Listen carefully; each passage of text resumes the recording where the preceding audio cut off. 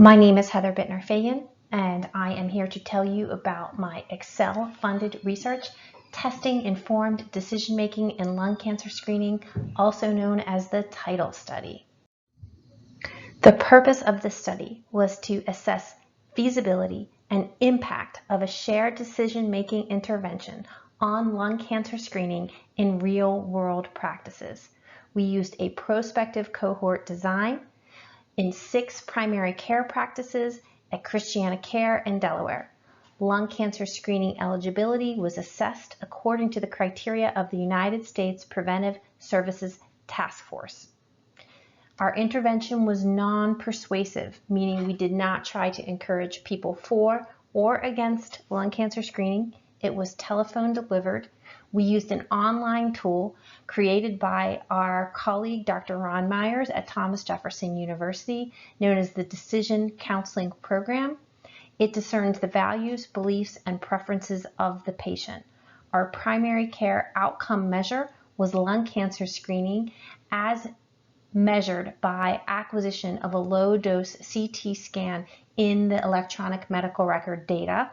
Secondary outcome measures include shared decision-making and smoking cessation attempts. We used electronic medical record data to identify 1,329 unique individuals. We were able to contact 724, about half of those people, and approximately 13% were eligible for lung cancer screening. Of the 95 patients who were eligible for lung cancer screening, 76 or 80% agreed to be part of our study, and 55 of those individuals went on to complete our intervention, the Decision Counseling Program. At this point, 65 of those 76 individuals have reached a 60-day observation period. Of the 76 patients, 55 have received the Decision Counseling Program and 10 have not. Of the 55 who received the Decision Counseling Program, 16 have completed lung cancer screening by obtaining a low-dose CT scan. In contrast, none of the 10 who did not complete our Decision Counseling Program have completed low-dose CT at the 60-day mark. So the preliminary findings are quite encouraging. Our shared decision-making intervention, the DCP, was feasible in real-world clinical practices.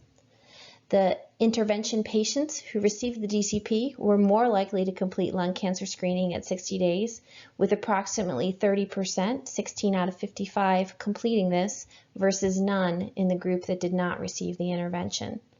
Formal analysis using case-matched controls is pending, including additional patients to be powered to detect a true difference. We have submitted to Pcori Placer for a randomized control trial along with 3 other institutions, and we have been submitted and scored by the NCI and plan to resubmit in July. The smoking cessation data has had similar preliminary analysis, which is encouraging in terms of seeing increased quit attempts, but formal final analysis is pending. Overall, we're very pleased with these results. Although they seem modest, it does suggest a strong difference in favor of the intervention, and these results need to be interpreted in light of the COVID-19 epidemic, where there were periods of outright closure where individuals could not have even gotten a low-dose CT scan. So we will be adjusting for those results and completing the study, and I thank you for your attention.